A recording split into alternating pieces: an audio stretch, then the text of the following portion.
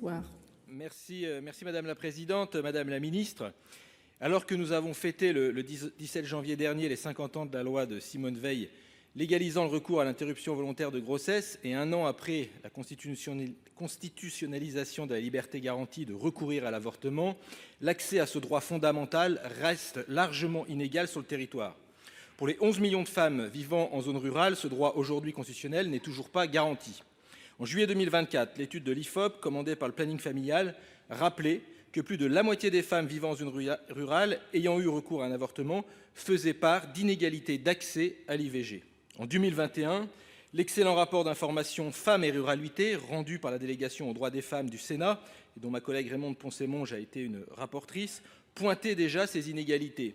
Déficit d'offres de soins en milieu rural, difficulté d'accès à l'IVG, impact préjudiciable pour la santé des femmes. Avorter en zone rurale se révèle aujourd'hui encore être un véritable parcours de la combattante. Selon le planning familial, depuis 15 ans, 130 centres d'IVG ont fermé leurs portes sur le territoire.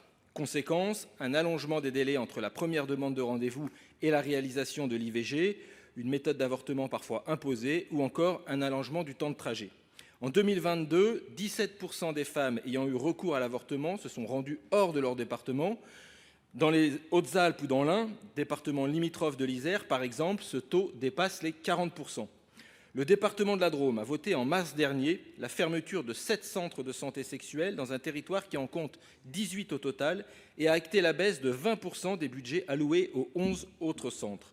La stratégie nationale de santé sexuelle de 2017 à 2030, lancée par le gouvernement, avait pourtant érigé la proximité comme principe d'action. Alors que les 11 millions de femmes vivant en zone rurale portent nos territoires, alors qu'elles pallient chaque jour au désengagement croissant de l'État, elles sont les grandes oubliées de vos politiques publiques. Madame la ministre, qu'allez-vous donc faire pour que le droit à l'avortement puisse être garanti partout et pour toutes? Merci, Madame la Ministre. Merci, Madame la Présidente. Monsieur le Président Gontard, vous avez raison de rappeler que nous fêtons les 50 ans de la loi Veil et que nous avons récemment inscrit dans la Constitution le droit des femmes au recours à l'IVG. Votre question très précise et qui porte sur un sujet particulier doit être rattachée à la question de l'accès aux soins de manière générale.